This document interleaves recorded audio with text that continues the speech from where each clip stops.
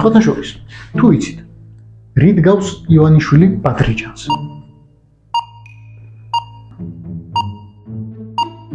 აჯაბსანდალს ისე ვერ მოამზადებ, თუ პატრიჯანს არ დაუმატე პომიდორი, ნიორი, ხახვი, ყვავილი და უამრავი სხვა ინგრედიენტი. ზუსტად ასევე ქართული ოცნების ან რუსულ პროპაგანდისტულ აჯაბსანდალში ვერ გამოიყენებს სიტყვას ევროპა ან დასავლეთი რაღაც ზეცართავი სახელები რო არ დაამატო. მაგალითად როგორც არის გახწნილი, კულტურა წართმეული, უღმერთო, უსამშობლო, იდენტობა დაკარგული და მილიონი სხვა დეგენერატული.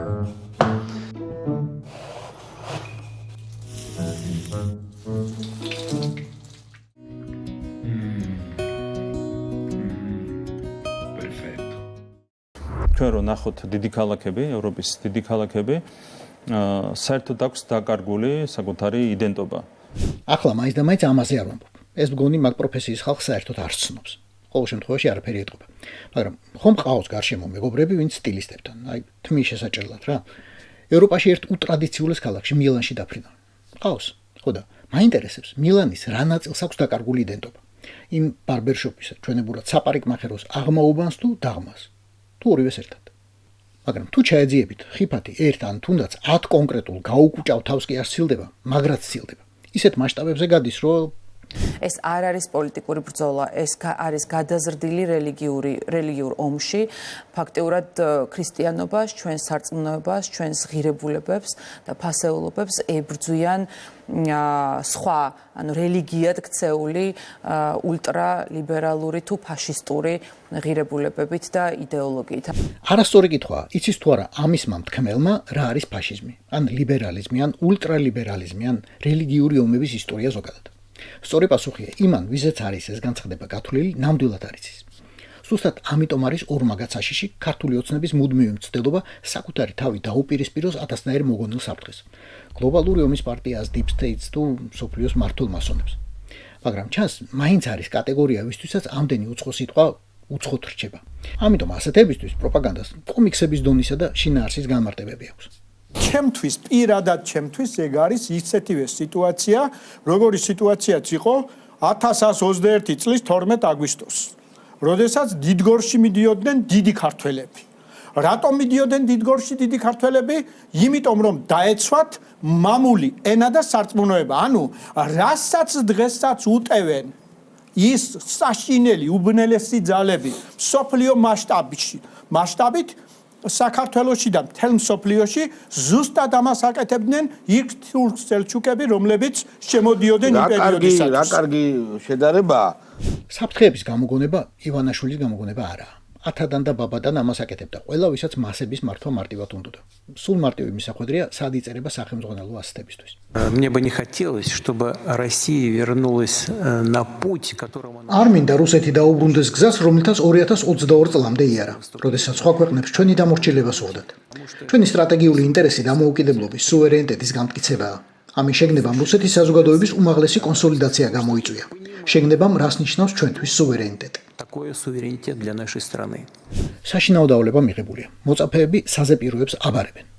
Белорусы, как это всегда бывало в прошлом, ბელარუსებმა დაამტკიცეს, რომ შეუძლიათ დაიცვან ქვეყნის სუვერენიტეტი, ტრადიციული ფასეულობები და მთლიანობა.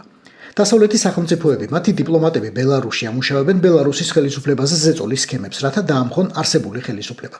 с целью свержения существующего строя. ევროპულმა ბიუროკრატიამ უნდა აღიაროს ჩვენი უფლება სუვერენიტეტზე და დემოკრატიაზე. ჩვენი ერთგულება ევროპული ინტეგრაციის მიმართ მტკიცია, მაგრამ ჩვენ არ დავთმობთ ჩვენს ღირსებასა და სუვერენიტეტს. ჩვენთვის მიუღებელია ორმაგი სტანდარტები და არც ჩვენს იდენტობას გავცვლით პოლიტიკურ კეთილგანწყობაზე. რომ არ გეგონოთ, რომ ტერმინოლოგიის დამთხოვა მხოლოდ ამთხოვაა და ყველაფერი საერთო ფესვით არ იკვებება, ამ დოკუმენტს უნდა გაეცნოთ, თუნდაც მხოლოდ სათაურს. კიევში 3 დღის შემდეგ აღლუმი რომ ვერ ჩაიბარა და ფრონტზე ძალიან გაუჭირდა, პუტინმა შიდა კონსოლიდაციაზე ზრუნვა გაათმაგა. შექმნა დოკუმენტურად გააფორმა და ბეჭედი დაუსვა, ციტატა, დოკუმენტს სახელად ტრადიციული რუსული სულიერ ზნეობრივი ფასეულობების დაცვის სახელმწიფო პოლიტიკა, რომლის მე-13 მუხლიც ამ ფასეულობების ძირითად საფრთხეებს ჩამოთვლის.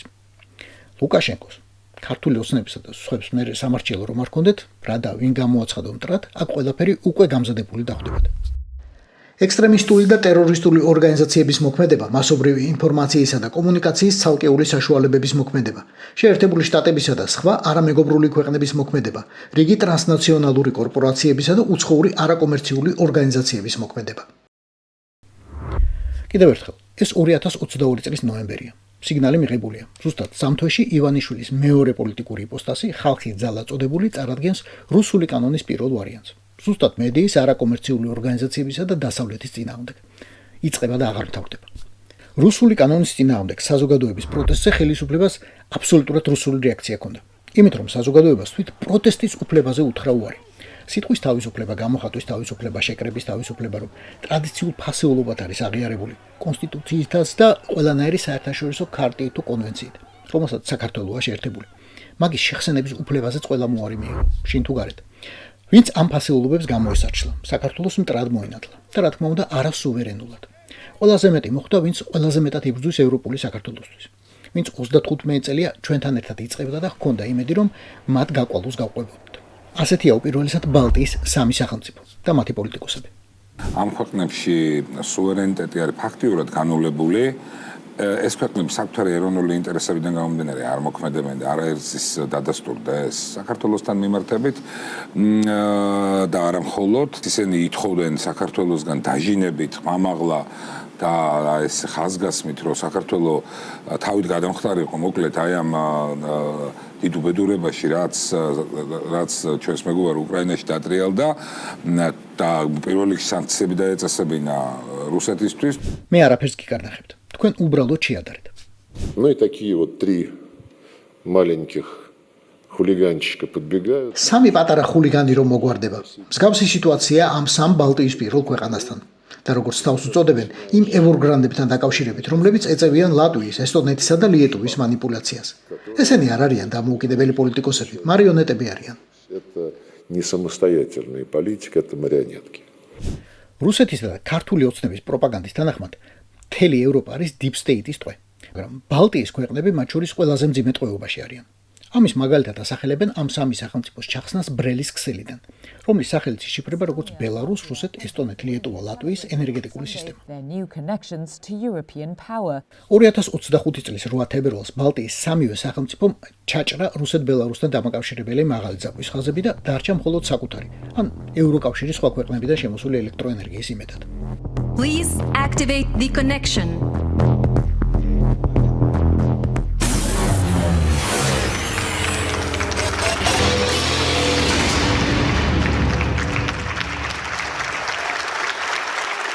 ენერგოსისტემიდან ჩახსნა რუსეთმა პირად შეურაცხყოფად მიიღო. რა კი დაკარგა ევროკავშირისა და ნატოს სამ ქვეყანაზე ზეწოლის ერთი ძალიან მძლავრი ინსტრუმენტი. არადა, ყველაფერი იქნა რომ ეს გეგმა ჩაეშალა. 5 კვირით ადრე, ზუსტად ჩობადღეს ტანკერმა Eagle-S ღუზით გაგიჯა ბალტიის ზღვის ფსკერზე გამავალი ინტერნეტისა და მაღალი ძაბვის სადედები, რითაც ესტონეთიდან ფინეთიდან იღებდა. მაგრამ ამას საბოლოო ჯამში ხელი არაფრისთვის შეუშლია. Please activate the connection. 2025 წლის მაისში რუსეთის საგარეო საქმეთა სამინისტრომ გამოაქვეყნა წლიური ანგარიში მსოფლიოში ადამიანის უფლებათა დაცვის შესახებ. მეტი დამაჯერებლობისთვის დოკუმენტს ბელარუსის საგარეო საქმეთა სამინისტროს მიაწერს. ოღონდ მთელი მსოფლიოდან განხილულია მხოლოდ 44 ქვეყნის მაგალითი. ჩაუყევი და ნახავთ. მხოლოდ ის ქვეყნებია, რომლებიც რუსეთს აგრესორს უწოდებენ და უკრაინას უჭერენ მხარს. ადამიანის უფლებათა მდგომარეობა საქართველოში, რა თქმა უნდა, ამ 1900 გვერდიან დოკუმენტში განხილული არაა. თავს თუ გადადებთ, ამ ფოლიანში ბევრი საყურადღებოს აღმოჩენა შეძლებთ. მაგრამ რა კი ბალტიურ ენერგეტიკაზე დავიწყე საუბარი, ახლა მხოლოდ ამ სიცრუის გავრცელების ერთ ამბავს გეტყვით. ლატვიის მოსახლეობისთვის ძლიერი დარტყმა იყო ბრელის ენერგეტიკული სისტემიდან გასვლა. 2025 წლის თებერვალში ელექტროენერგიის ფასი იანვართან შედარებით ლატვიასა და ესტონეთში 65%-ით, ხოლო ლიეტუვაში 71%-ით გაიზარდა. ნუ თუ მართლა ეთყობა მართლა ისეთი ხალხი ამტკიცებს ისეთი სანდომედით. ამას წინათ ძალიან კომიკური ამბავი ვნახე ევროკავშირის ეს ხელმძღვანელი ფონ დერ ლაიანი და ბალტიისპირეთის პრიბალტიკის სამი ქვეყნის პრემიერები ხელი-ხელ ჩაკიდებულები რაღაცას აჭერდნენ. მეთქი რა ხდება, რაღაც ახალი გაუშვეს, ახალი ხაზი, ახალი ენერგეტიკული ობიექტი, ახალი კაშხალი. თურმე ზეიმობენ ბალტიისპირეთის ქვეყნების რუსეთის ენერგოსისტემიდან ჩახსნას. ანუ თან გაზრდება, დარწმუნებული ვარ. ხდებით რა სიგიჟეა, აი უბრალოდ რო ხდებოდა.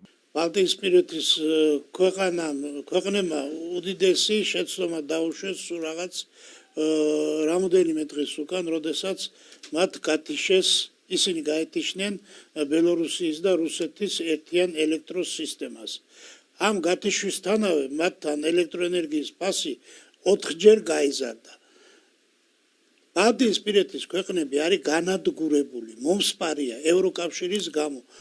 ამ ამბავში იმდენად სანდო წყაროები და სანდო ხალხი ვარწმუნებდა, რომ მეც აუცილებლად დავიჯერებდი. აუცილებლად. საქმე რომ არ ეხებოდეს ჩემი ოჯახის დახარჯულ ელექტროენერგიას და ჩემი ოჯახის გადახდილ ქვითარს. ლატვიაში, ქვეყანაში, რომელშიც რუსული და ქართული პროპაგანდის თანახმად დენი ერთ დღეს თებერვალში თითქოს გაზვირდა 60 თუ 70%-ით. მაგრამ ზედმეტი რო არ ვილაპარაკო, ზეპირად რომ არ ვილაპარაკო, მოდი თვითონ ქვითრებს გაჩვენებთ. აგერ ბატონებო და ქალბატონებო, იანვრის ქვითარი. პირადი ინფორმაცია წაშლილია, მაგრამ დაინახავთ, რომ 1 იანვრიდან 31 იანვრამდე ჩვენმა ოჯახმა გადაიხადა 82 ევრო და 30 ცენტი. თებერვალში მართლა რომ გაზვირებული იყო ელექტროენერგია 60 თუ 70%-ით, ეს 82 ევრო უნდა ავარდნილიყო რაღაც 130-140 ევრომდე. და იმედის, პოსტივის, სეზონტივის და ბევრი სხვის თანახმად ავარდა კიდეც. თუმცა ჩვენმა ოჯახმა გადაიხადა 74 ევრო და 23 ცენტი თებერვალში. ახლა ვიღაც ჭკვიანი პროპაგანდისტი გამომიჭერს. გვატყუებ შენ ჩვენ, იმიტომ რომ თებერვალში 3 დღით ნაკლებია, ამიტომ მოვიდა ნაკლები გადასახადია. დიახ ბატონებო, გამომიჭერეთ, მართალია. თებერვალში ნამდვილად 3 დღით ნაკლებია. ამიტომ მოდი ქვითრებს შევადაროთ. 1 კილოვატი იანვარში ღირდა 0 ევრო 1.03 1.40 ევრო ცენტი. და თებერვალში ღირდა 0 ევრო 1.03 და ზუსტად იგივე. ზუსტად ერთ და იგივე ფასია. 1 ცენტით, მიათედი, მიასედი, მიათასედი ცენტითაც კი არ გაძვირებულა. და რა გამოდის? რუსული და ქართული პროპაგანდა გვატყუებს, იმედი, პოსტივი, სეზონი და უამრავი სხვა რამ გვატყუებენ. როგორც ყოველთვის. და ნახეთ რომ რა ხდება ევროპაში. ლიმიტირებულად იბანენ ტანს, რომ გადასახადი ნაკლები მოვიდეს, ესე იგი ზამთრობით გამორთულია გარეგანათებები და იძახეთ ახლა ჩვენ ევროპისკენ მიდეთ, სად მიდიხართ? ჩვენ ამ უშუქობას გაუძელით უგაზობას და ევროპელები ამას ვერ გაუძლებს, იმიტომ რომ ისინი სხვა რამეს არიან შეჩვეულები. აქეთკენ მივდივარ ჩვენ. ვიღაცას მართლა ეს უნდა რომ საქართველოს აი ამ დღეს ჩავარდეს. დაცარიელებული დახლები, შიმშილი ვაება, ეს უნდათ რომ დაბრუნდეს ეს სიტუაცია. რა თქმა უნდა, ამისკენ მიდიან და რატომ უნდა გავღატაკდეთ? აგერ ოფიციალური მონაცემი, რომელიც გვეუბნება, რომ 2013-დან 2023-მდე ევროკავშირის საშუალო სტატისტიკური მოქალაქის შემოსავალი 7000 ევროთი გაიზარდა. აქედან 2022-დან 23-მდე სრული 2000-ით. აბა, ვინ გაღატაკდა ევროკავშირის შესვლით? მაინც და მაინც ჩვენ რომ გაგვიწყდეს გამჩენი. ვინ გაღატაკდა და უნგრეთი? არა, deep state-ის ოინები არა, ორბანის ხელისუფლების დამსახურება.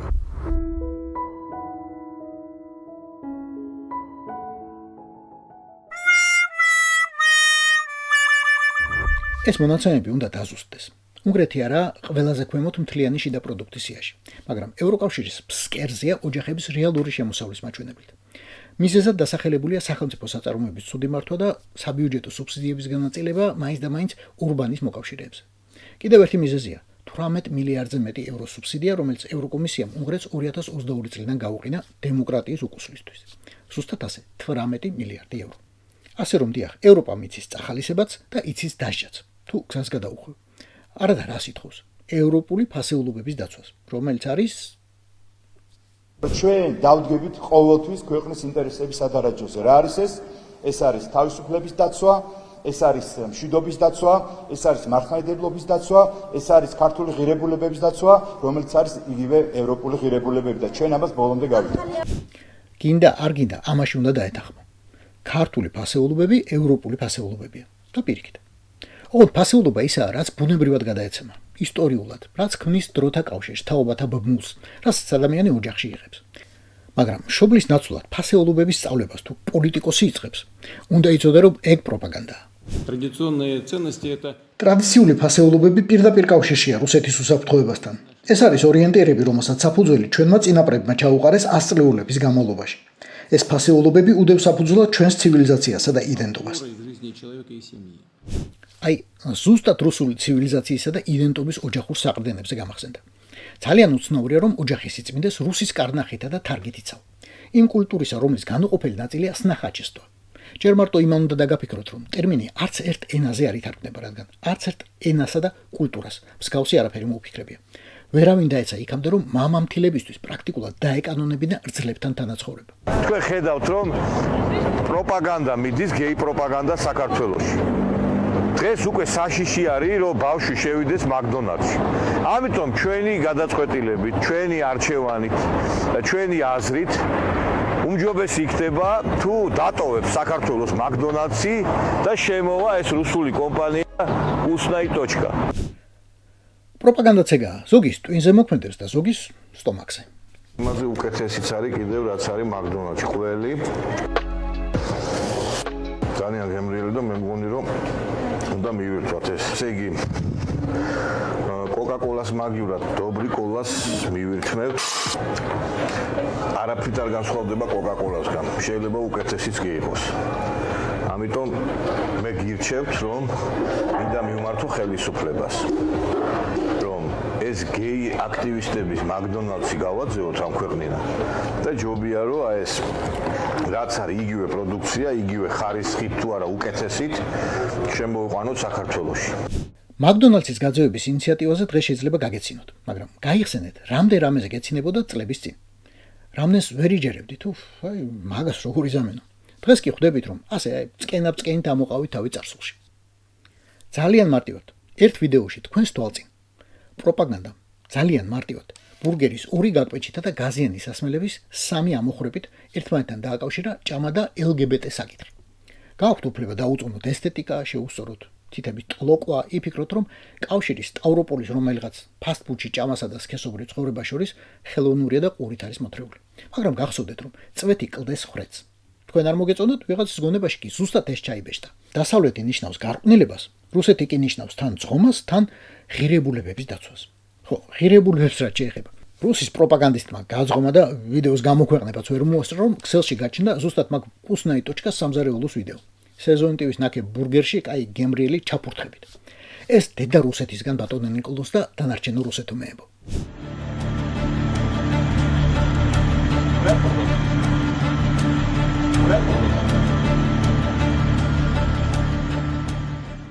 ორ 2012-დან რაღაც ხანი ქართული ოცნება უმეტეს შემთხვევაში ცდილობდა შეენარჩუნებინა ზღვარი უკიდურეს პრორუსებთან. მაგრამ ბოლო წლებია ზღვარი არა მხოლოდ განზრახ წაშალა, არამედ დაიწყო პირდაპირი შეჯიბრიც, ვინ უფრო მასშტაბურად და მონდომებით გაავრცელებდა კრემლის ბოდვას. ვისთვისაც იბრძოდა ევროპული ღირებულებებისთვის საერთაშორისო ორგანიზაციები, მათ შორის ისთვისაც დაარსდა ევროკავშირი და არაერთი საერთაშორისო ორგანიზაცია, იმის საწინააღმდეგოს აკეთებენ დღეს. არის თემები გლობალურ რუსებს, აი ქართული ოცნების ჩათვლით მუდმივ ტრიალში რომ აქვთ.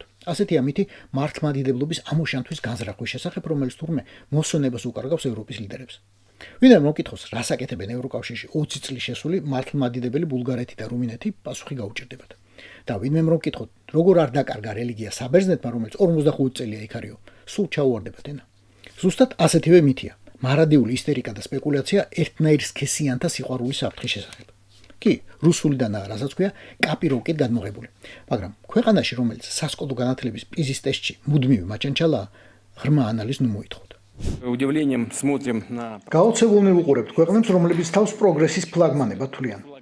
ბოლშევიკებს სურდათ არა მხოლოდ ქათმების, არამედ ქალების ქცევა საზოგადოებრივ საკუთრებად. კიდევ ერთი ნაბიჯი მან დასავლეთში და თქვენც მან დაღმოჩნდებით. ცნებების გაუქმება სურთ. ისინი, ვინც ბედავს თქმას, რომ ქალები და მამაკაცები მაინც არსებობენ და ეს ბიოლოგიური ფაქტია, ლამის ჩაქოლონ. მშობელი ნომერი 1 და 2. მშობი არ ემშობელი, დედის ნაცვლად. Мама, папа, семья. ტუალეტებში უკვე, მამაკაცების ტუალეტებში ჰიგიენურ სალფეთქებს დებენ. ის რომ მამაკაცის რძე იგივეა რაც დედაკაცის და ნახეთ, ახლა მე არ მინდა ქვეყნებს შევეხო და ცალკეული პიროვნების განცხადებები გავიხსენო ძალიან დიდი პოლიტიკოსების. მიზანი რა? ქალია თუ კაცი, გოგოა თუ ბიჭი არ უნდა თქვა, მიზანია მარტივი. ადამიანმა არ უნდა იცოდეს ქალია თუ კაცი. Запрет на использование словосочетания грудное молоко. სიტყვა ჩეხამება ძუძუს რძის აკრძალვა და მისი ჩანაცვლება ტერმინით ადამიანის რძე. პატარა ბავშვებს აჯერებენ, რომ ბიჭი შეიძლება იოლად იქცეს გოგოთ, ან პირიქით. აძალებენ გადაწყვეტილების მიღებას, რომელმაც შეიძლება ცხოვრება დაუნგრიოთ. Решение, способное сломать ему жизнь. ქალს ქალი აღარ დაუძახოთ და კაცს კაცი აღარ დაუძახოთ. ის რომ ბაღის ბავშვებში, ბაღის 5 წლამდე ბავშვებში მიდის უკვე სექსუალური აღზრდის გაკვეთილები, მიზანია მარტივი. ადამიანმა არ უნდა იცოდეს ქალია თუ კაცი. ეს არის უახლესი იარაღი დაპყრობის. ოჯახური ღირებულებებისთვის და LGBT პროპაგანდის წინააღმდეგ ბრძოლა მოგვიწია. ჩვენ ევრორეზოლუციებში გვიწერეს, რომ ეს არ გააკეთეთო. თითი გვიქნიეს, კულისებში თუ ღიად. თუ საქართველოსა და რუსეთის გარდა ყველა ჰომოსექსუალია. ევროპაში ბავშვები საიდან ჩნდებიან? ასეთი რთული კითხვა საშუალო სტატისტიკურ კოდს არ უჩნდება. ამიტომ ეტყობა მარტივია დარწმუნება, რომ დასავლეთში ქალები და კაცები ერთმანეთს აღარ იზიდავენ, აღარ ქორწინდებიან, აღარც იმაშვებიან და აღარც ამაშვებიან. მაგალითად შემოვიდა ცნებები მშობელი 1 და მშობელი 2, რადგან დედმამა ამ ახალი მიდგომისთვის უკვე დისკრიმინაციული ცნებებია. Что касается родителя номер 1, родителя номер 2, я уже как-то публично говорил, и повторю еще раз, пока я президент, у нас не будет родителя 1, будет папа и мама. თუ საზოგადოება მყარად დგას საკუთარ პოზიციაზე, LGBT პროპაგანდა უძლურია, მაგრამ თუ საზოგადოება მოადუნებს ყურადღებას, მაშინ იმ სოციუმში მშობელი 1 და მშობელი 2-ის ცნებები სავსებით ნორმალურ მოცემულობად იქცევა. პუტინისაც მჯერა, პოზიტივისაც რა თქმა უნდა, მაგრამ რა ვქნა, საკუთარ თავს როგორ აღარ დაუჯერო? საკუთარ ცოლს და შვილებს? Sport as an integration tool. არის საკითხები, როდესაც დისკუსიაში შეყოლა უბრალოდ არ ღირს. იმიტომ რომ იცი, ხედავ, რომ შენი ოპონენტი შენს არგუმენტებს ვერ გაიგებს, არ ეყოფა თავისი გაღონული თუ გამოღონული ტვინი. მაგრამ ეს არის ძალიან მარტივი საკითხი, რომლის გაგებას წესით არავის არ უნდა გაუჭირდეს. ევროკავშირი გთხოვს თუ არა ჩვენ ჩავწეროთ რომელიმე საბუთში მშობელი ნომერი 1 ან მშობელი ნომერი 2. ჩემი შვილები არიან ევროკავშირის მოქალაქეები. მე ვარ ევროკავშირში რეგისტრირებული მამა. ეს არის ჩემი შვილების დაბადების მოწვევა. როგორც ხედავთ, სატიტულო ფურცლები, ბლანკები ეგრეთ წოდებული, გამოცემული და რეგისტრირებული ლატვიაში. ევროკავშირის წევრ სახელმწიფოში, რომელიც ევროკავშირის წევრია უკვე 20 წელია, ნატოს წევრია უკვე 20 წელია და 11 წელი არის ევროზონის წევრი. მოკლედ, ყველა ნიშანთვისება აქვს იმისთვის, ყველაფერს აკმაყოფილებს იმისთვის, რომ მარიამ ლაშხმა, ირაკლი კობახიძემ, ირაკლი ზარქუამ, ან ვიღაცამ განვითარების მადონეზე მყოფმა დააბრალოს, რომ არის მასონების მართული, არის გადაგვარებული, არის კულტურა დაკარგული, იდენტობა წართმეული და ასე შემდეგ და ასე შემდეგ. მაშ ასე ვნახოთ, რას ითხოვს ლატვია თავის საბუთებში ჩასაწერად. ეს არის ვაჟის, გუსტავს გოგოტიშვილის დაბადების მოწვევის ასლი, აგერბატონო გუსტავს გოგოტიშვილი. ლატვიური და ინგლისური ტრანსკრიფციით, როგორც ლატვიურ და ქართულ საბუთებში უწერია, რეგისტრირებულია რიგაში, ლატვიაში, მამა. თენგიზ გოგოტიშვილი, ასევე ლატვიური და ინგლისური ტრანსკრიფციით. როგორც ჩემ ქართულ პასპორტშია ის ინგლისური ვარიანტი. საქართველოს მოქალაქე, მე. დედა, პირადი მონაცემები დავუმალე თქვენის ნებართვით. რეგისტრირებულია რიგაში, ბეჭედი, ხელმოწერა, იმ განყოფილების ფაქსიმილე. ეს გოგონას დაბადების მოწვევა. ლივა გოგოტიშვილი, ასევე ლატვიური და ინგლისური ტრანსკრიფციით. პირადი მონაცემები დავუმალე, რეგისტრირებულია ლატვიაში. მამა თენგიზ გოგოტიშვილი, დედა ლატვიის მოქალაქე, რეგისტრირებულია ლატვიაში, ბეჭედი, ხელმოწერა. ახლა მითხარით, საწერია ანაკ, მშობელი ნომერი 1 და მშობელი ნომერი 2. საწერია. არსად. წერია მამა და დედა. ერთადერთი, რაც არ მომწონს, ეს ჩემი ნება რომელიც შევცვლდი, ჯერ დედას დაუწერდი და მერე მამას. იმიტომ რომ მაინც მიმაჩნია რომ დედას მეტი დამსახურება აქვს და მეტი როლი აქვს ბავშვის გაჩენისას ვიდრე მამას, მაგრამ აქაური წესია და მე ამ წესს ახლა ასე თათარი ახანად ვერ შევცვლი. მაგრამ რაც მთავარია, ამ საბუთებში არსად არ წერია მშობელი ნომერი 1, მშობელი ნომერი 2. აქ ორივეგან წერია დედა და ორივეგან წერია მამა. მე ვარ კიდევ ერთხელ ვამბობ, ევროკავშირში რეგისტრირებული მამა. და სანამ ვიღაცას დაუჯერებ, თითქოს ევროკავშირს რაღაც ბრიყული, იდიოტური და არაადამიანური მოთხოვნები აქვს საქართველოს მიმართ, ტვინი ცოტა გაანძრიეთ და ცოტა ხელიც, სანამ პუტინს საბოლოოდ აუხდენია თავისი ქართული ოცნება. რუსები შტერები არ არიან. ჭორების გენერაციისა და გავრცელების მანქანას უკვე საუკუნეებია ამუშავებენ. ეს საქმე რომ ზედმიწევნიც არ იცოდნენ და წარმატებულები რომ არ იყვნენ, ვერ დაგბომბავდნენ ამდენი ჭორით ჯერ კომუნისტების დროს, შემდეგ გამსახურდიასა და სააკაშვილის მმართველობის წლებში, ცოტაც შევარდნაძის ეპოქაში, როდესაც გული აიცრუეს მასზე. უბრალოდ გაიხსენეთ, რამდენნაირი ბინძური ჭორი გაგიგონიათ იმ ქართულ პოლიტიკოსებზე, რომლებიც მოსკოვს არ მოსწონდა. და ახლა გაიხსენეთ, რომ პრაქტიკულად არ გაიგია ჭორი ივანიშვილზე. მიუხედავად იმისა, რომ გიგანტური ხეების, შამანიზმის, ეგზოტიკური ფაუნისა და სხვა გატაცებით ამისთვის დიდ ნიადაგს იძლევა. ასე მარტივად აიხსნება, რატომ მუშაობდა სრული დატვირთვით ჭორების ფაბრიკა ერთ ან მეორე შემთხვევაში და რატომ არ მუშაობს მესამეში. არა, განა ჭორები არ ვრცელდება და მერე რა ტემპით. მაგრამ ახლა ჭორბიუროდ მხოლოდ ასავალ-დასავალს კი არ იყენებენ. ახლა ჭორების გამავრცელებლად მუშაობენ ადამიანები უმაღლესი პოლიტიკური პრივილეგიებით. ისინი ვინც თავს მთავრობასა და პარლამენტს უწოდებს. და გვიყვებიან ამბებს, როგორც ცდილობს დასავლეთი ომი გადმოიტანოს ქართულ მიწაზე. რაში სჭირდება გერმანიას, ხორვატიას ან მონაკოს დიდ საჰერცოგოს კაცი ვერ ხსნის. მაგრამ გათვლა ზუსტად იმ კონტინგენტზია, ვინც ამახსნას არ ითხოვს და ყველაფერს კენკავს, რასაც დაუყრიან. და არც ერთხელ არ გაახსენდება, რომ 1795 წლიდან მოყოლებული ქართულ მიწაზე ომი და უბედურება მხოლოდ ერთ ქვეყანას მოუტანია, რუსეთს.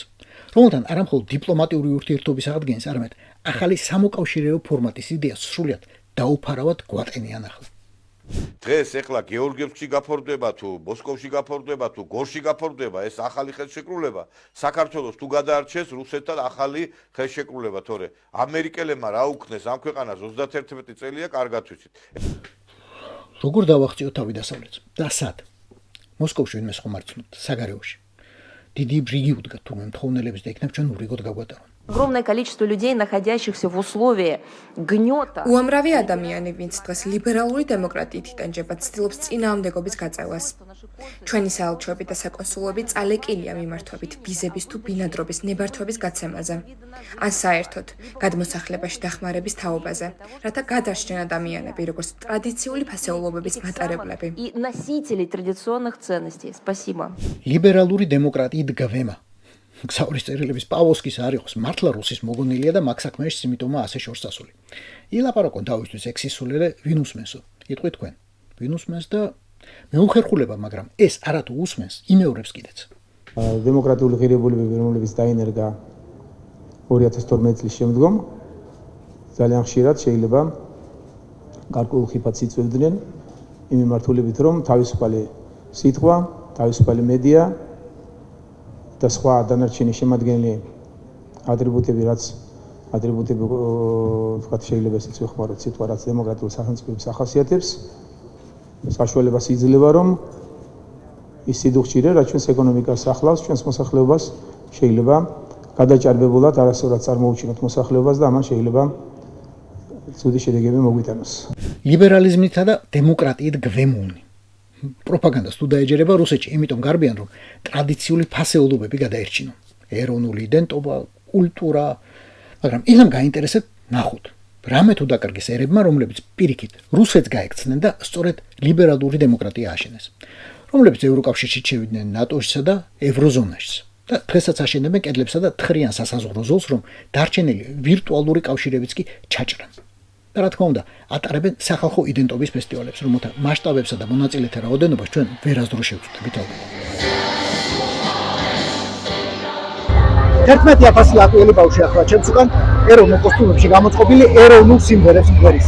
რამდენიმე საათის წინ სხვა არენაზე, რიგის სტადიონზე 18,000 ბავშვი ასევე ეროვნულ კოსტუმებში თავიანთი ხალხური ცეკვები იცეკვენ. ეს ყველაფერი პარალელურად ლიეტუვასა და ესტონეთში ხდება. ხო და შეხედეთ ახლა ევროკავშირის და ნატოს წევრი ქვეყნის ლატვიის მომავალთაობას და თქვით, აკლია თუ არა მათ ეროვნულობა, აკლია თუ არა მათ ლატვიური იდენტობა. ხო და იმღეროთ ჩვენს კრიმანჭული და კეთილი იყოს ჩვენი მობრძანება ევროკავშირში.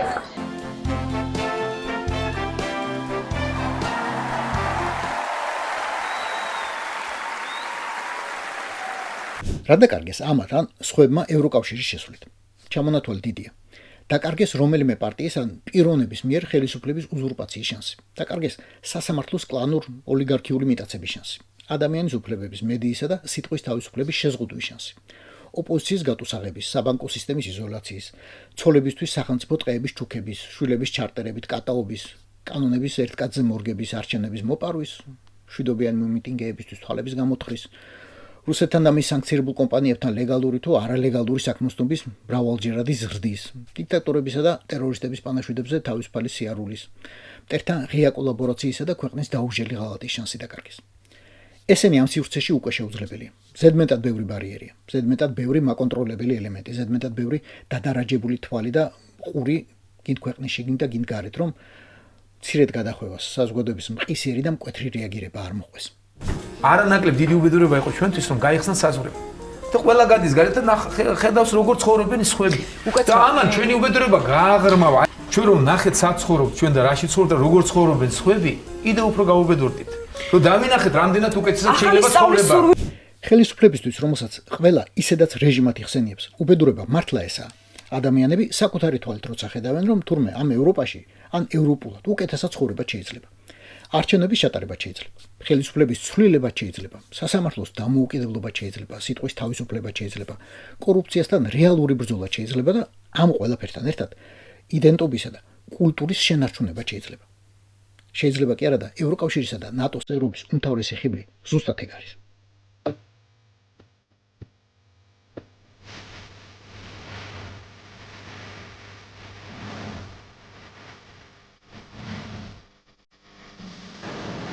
Ach komm, du Schöne, bring den Wein zu mir, bring den Wein zu mir.